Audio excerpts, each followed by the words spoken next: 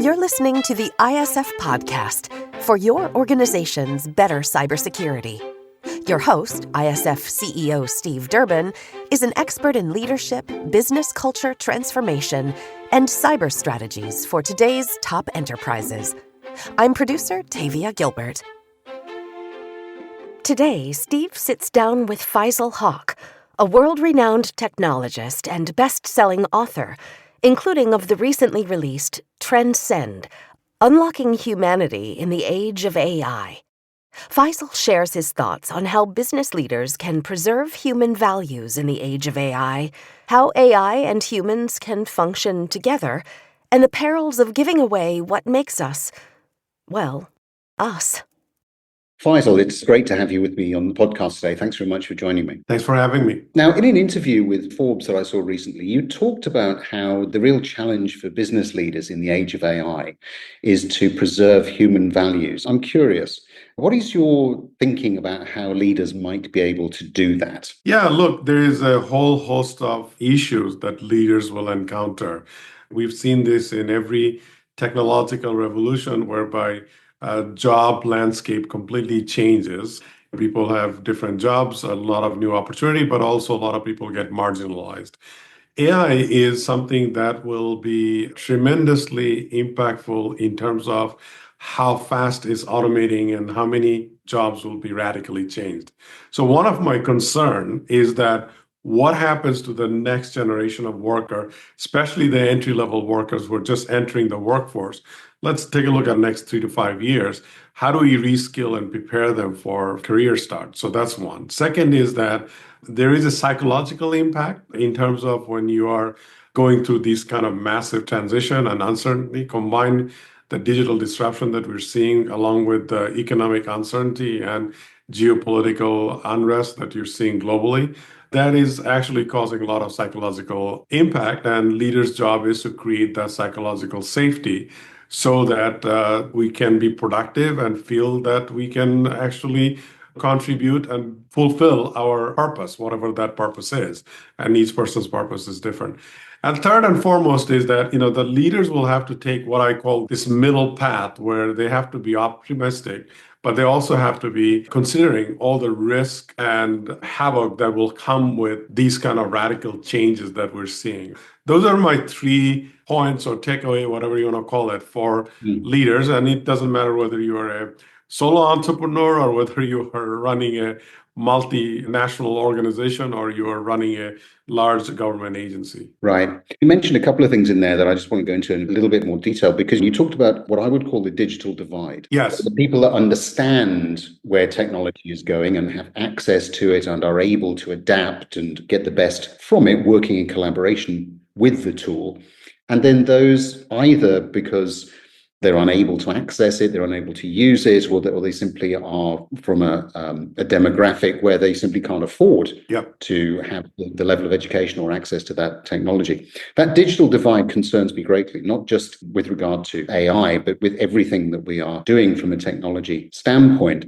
Do you think there is any way that we might be able to harness the power of AI to address that, which is, for me, one of the major societal challenges that we're going to be facing over the coming 5 to 10 years? It's very complex, right? There's no easy answer to this. That's why I use the term marginalized, right? Because some people are going to get marginalized, whether we like it or not. And there's an age factor to it to a certain extent. There's a location factor to it, monetary factor to it, in the sense that not everybody can afford, just like you said. So there's no easy answer to it. And this is why the leaders needs to do their best. Leaders, meaning collective leaders, to do their best to make this accessible. Platform vendors, application vendors, the implementers, they all have to do their best to do that. The other factor is there's also an individual responsibility. We all have to take individual responsibility to learn and unlearn and relearn, quoting that famous learn, unlearn, relearn code. If we don't do that, we're going to fall behind. So it's a collective responsibility to stay with it and apply whereabouts to progress ourselves. And I think the next generation successful people are going to be the one that are very much attuned to technology, but also has some unique capability or outlook whereby they can use the technology to further enhance that. So, for example, if you're a writer, you can do research a lot faster. If you are a medical professional that's focusing on drug discovery, you can gather data a lot faster than you used to, right? So there's lots of opportunity to apply this technology in general, not just AI. And by the way, AI has been around for quite a while. We just got on the forefront because of the generative AI conversation, but a lot of the AI has nothing to do with generative AI, right? So it's a collective responsibility to make sure that we don't fall behind. That falls under governments, that falls under businesses, that falls under individuals, and that falls on the technological platform vendors that creating this stuff and make it affordable for everybody. I'm glad you touched on government there, because I was going to ask you what your views were on the role of government in all of this, because we've seen a bit of a patchwork quilt of legislation evolving in different parts of the world, none of which is entirely consistent, which presents challenges in itself from a business standpoint. We touched on societal challenges there. What do you think the role of government might be with regard specifically to society and AI? Government's role is to make sure that they provide quote unquote infrastructure for all citizens equally, right? I mean, if I can use that general term. And if you look at AI, it's going to be like electricity or internet. It is going to be part and parcel of everything, anything we do. Take an example, GPS, or let's say weather forecast, or let's say self-driving car, or whatever. This is part of our infrastructure. So government needs to provide that infrastructure in a responsible way, but also accessible way. Responsible way in the sense that you have to be fair, so that there's fair competition, there's fair ethics, and people are held responsible when they're accountable, rather, when they're not providing this infrastructure in an equitable way and in an ethical way. The government needs to provide the legislative structures where citizens are protected. So what are those protections? Things like intellectual property, things like privacy, things like free market economical support that every organization can survive. Just because you can raise $1 billion as an organization, you should not be given all the advantage compared to, let's say, a small startup that has maybe a couple of $1 million in investment.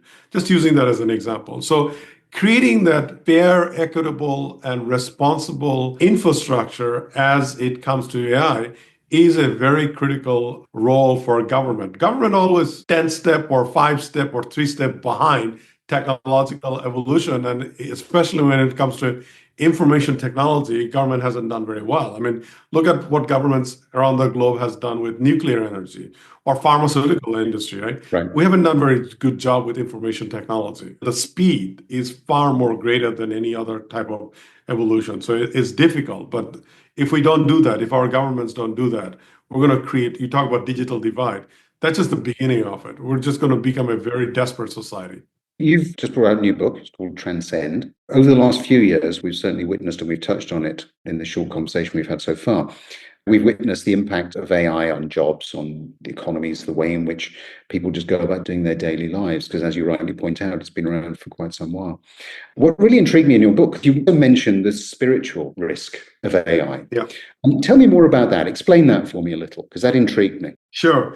As human being, we are all very individual human being that has a particular goals and aspiration. If you look at any kind of philosophical tenet, all talks about whether that's Aristotle, or whether that's Buddha, or whether that's Sufism, all of them talk about this notion of fulfillment, devoted to fulfilling your calling or your destiny or journey, whatever you want to call it.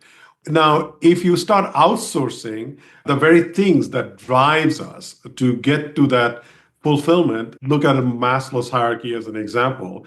Maslow's hierarchy, I mean, if your base thing is covered, meaning you got food on the table and you got above your head, and you now go to the next level of evolution, self-evolution or self-actualization to pursue something, let's say all that is taken care of in the sense that you no longer have that drive. You want to know something, you ask for it. You want food, maybe a humanoid robot comes in and serves your favorite dish. It's all of this. You're basically slowly outsourcing human agency.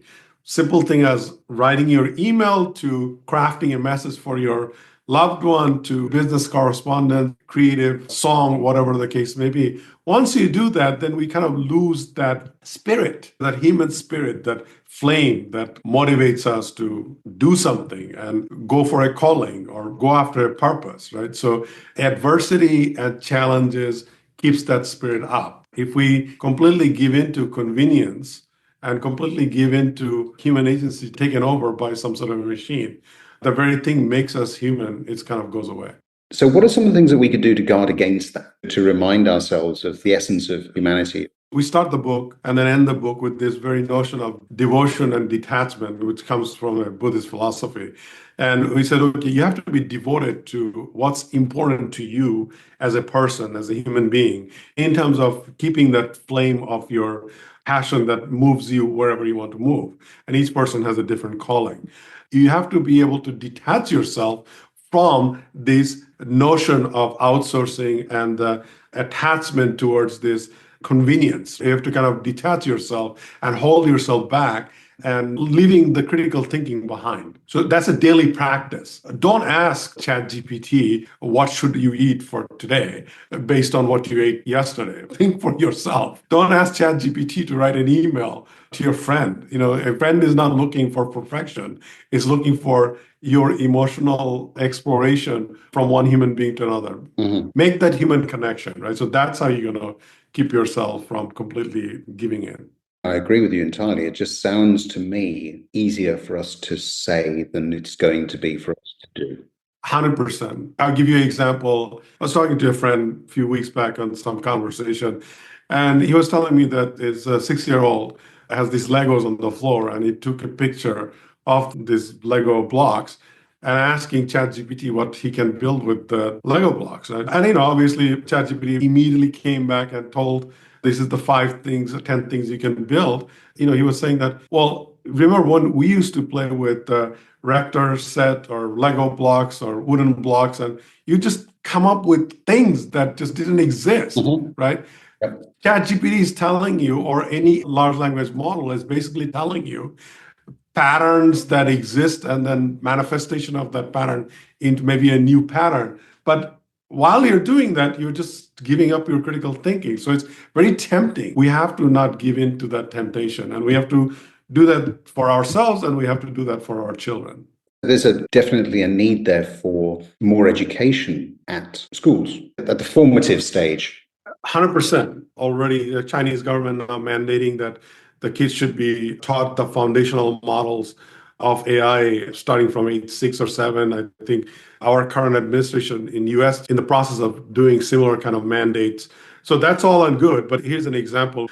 You can look at ChatGPT or you can look at Khan Academy's algebra tool, right? You have to choose what helps you and what outsources you, right? So there are very effective, not efficient, but effective tools that will force you to think better as a child, to do things and to learn.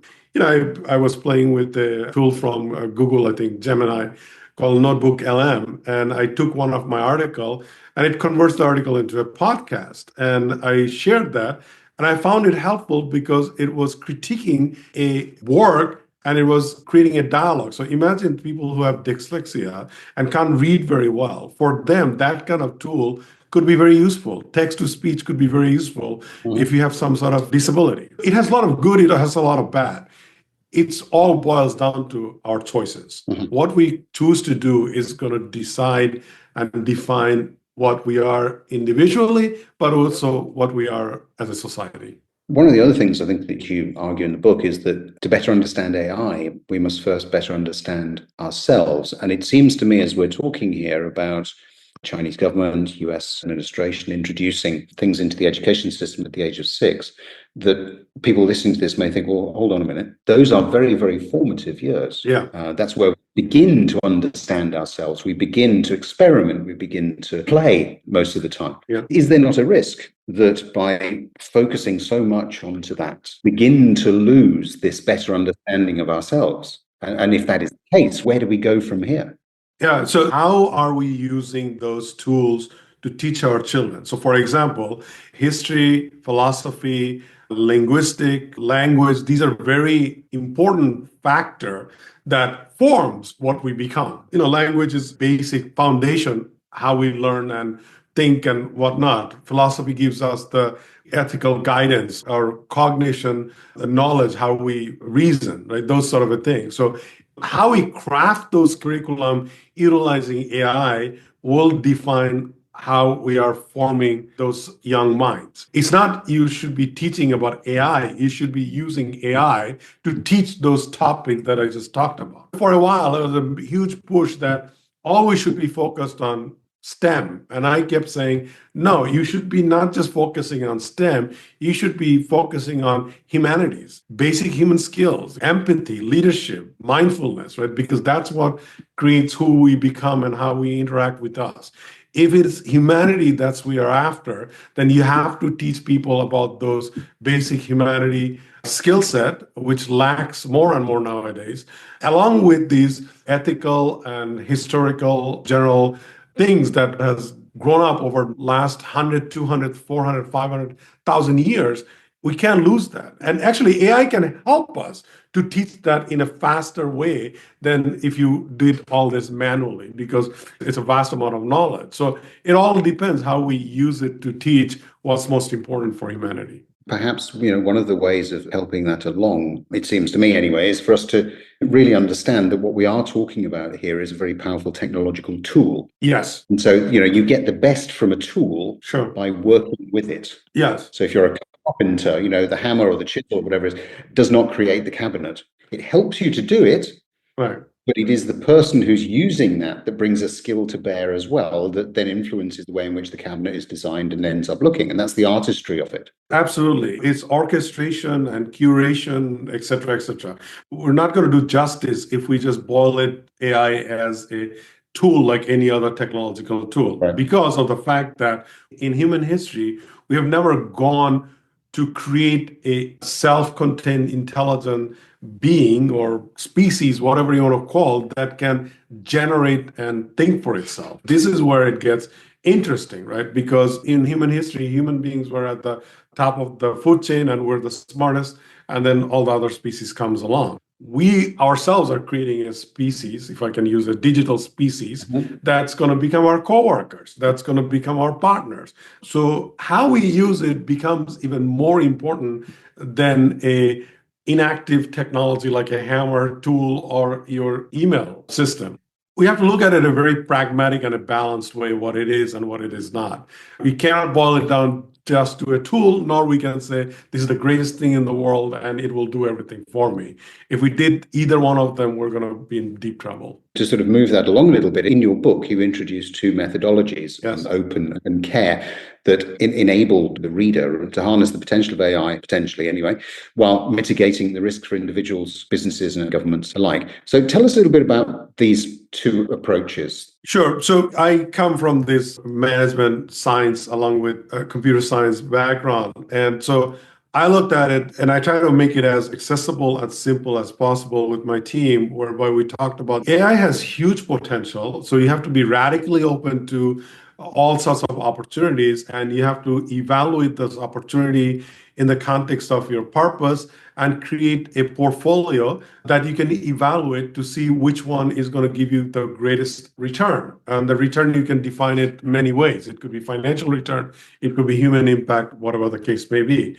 So you've done that. That's great. But you also have to be very conscious and care about humanity at a deepest level to imagine the worst case scenario and come up with a set of risk factor that weigh against those opportunities. So CARE starts with C, which stands for catastrophic. So start with the catastrophic scenarios. It's not preventing you from doing stuff, but you have to think about what could be the worst case scenario so you can mitigate those risks. So for example, is it a good thing to teach kids in school about AI? That depends. Are we telling them to go to AI, teaching them how to be a prompt engineer so that they can, ask all the question and they get the result and apply it in their homework? So that's a catastrophic scenario. But if we use that as an example and say, look, we're teaching them how to ask the right question and teaching them how to think analytically, that's a different proposition. So Open and Care, basically, it's a balanced approach, the yin and yang of possibilities and disaster, and then coming up with a option that works best for you, that could be the most impactful outcome. And there's a steps and guides, each of those framework at an extensive level that starts with defining your purpose, looking at your technology option, your ethical models in government case, also the legislative model that you should be applying. How do you create the organizational structure to support that, because of the fact that you're not just talking about human resources anymore, you're talking about human resource plus AI resource. That's going to be the next generation workforce. Because if you talk about the AI agent, there is a workforce because you're allocating work to agents to do work, whether that's your chatbot for taking customer care, or it's your human robot that's stocking your shelves and taking your orders at a grocery store. It gets complicated, and the systemic thinking will be a critical aspect of how we go about applying this. You can't implement this in isolation. I have to say that as somebody who's responsible for an organization that is actually going through the process of trying to develop different ways of working using AI, I found that the frameworks particularly helpful. They'd have been more helpful if you'd brought your book out a couple of years ago, because it would have been at the beginning when I was looking at these. But no, I did, seriously, I found those frameworks very, very helpful in terms of beginning to get you thinking about the different interactions, the ways in which you might use it, and just playing out some of the different scenarios. I've been in the business of transformation my entire career, so it's almost like a 30 plus years run now. And I used various parts of this framework for digital transformation. What pushed me to kind of explore this a little farther is that it's dramatically changed organizational pattern that we're about to create with these different type of workforce, and how it impacts psychologically, economically and otherwise. So we took some time to flush it out. And in one book, it's not possible to flush it out to the level of, the details you may actually do in practice. So what we've done is we actually built a bunch of workbooks and digitized templates that goes into minutia details. Like, what would be the responsibility, et cetera. That's what we're using in our own practice, because the open-end care in the book is basically jumpstarts you and gives you a guideline, right? But the actual implementation in an organization like yours, as you know from your own experience, or if I look at some of the government agencies or the Fortune 500 that I work with, it's quite complex, and it cannot just boil it down to sound bites that gets them going. It's much more elaborate than that. It is. And I think the thing that I liked about the book and what you'd written in it was you never lost sight of the fact that there were people involved. So there was a humanity thread that ran right the way through it. And I think that with many other pieces of work around AI, there's been an overemphasis on the technology. Yes. And not so much the human component of that. And that's something I'm very keen to emphasize. And so that's why I think it resonated with me in the way. Thank you for saying that. And Steve, as you know, that talking about it and actually being intentional and conscious and having a systemic way of doing it, that comes from only practice. And that's not easy. It's quite difficult. And not everybody can do it. I was putting together a presentation for next week. And, I wrote this in Harvard Business Review that if you look at some of the studies from last year's implementation, only like 4% or some really minuscule number of organizations getting actual value out of this implementation, because they haven't thought through it. They haven't been intentional. With every technology, there's this chase around shiny object and then, look at what I can do. But generating a funny picture is not much of a value. It's entertaining, but it's not much of a value. We use autocorrect and stuff forever. Just because a large language model can do that, that's not much of a value. There's got to be much more deeper thinking behind it. So doing is a lot harder than actually getting excited about the technology itself. Absolutely right. Faisal, look, it's been an absolute pleasure talking to you. We could chat away here for quite some time, but time's against us. So thank you so much for sharing your thoughts around AI, talking a little bit about the book, Transcend, which I would certainly recommend if people are interested in what we've been talking about, they go out and buy themselves a copy. Yeah, hopefully we'll pick up in a few months, few years' time and see how right you were and whether or not people have implemented some of these things for good rather than anything else. So thanks very much indeed, Faisal. Thank you for having me. It's a pleasure. Special thanks to this week's guest, Faisal Hoque. We'll be back with another new episode next week. In the meantime, if you enjoyed today's episode, please take a moment to rate and review the podcast, and we'd be pleased if you'd consider sharing the episode. To become an ISF member, get in touch with Steve directly at steve.durbin@securityforum.org or on LinkedIn. Check out all our media and resources. All of it is there to support you at securityforum.org. The ISF podcast is produced by Talkbox Productions and Tavia Gilbert. Thanks for listening.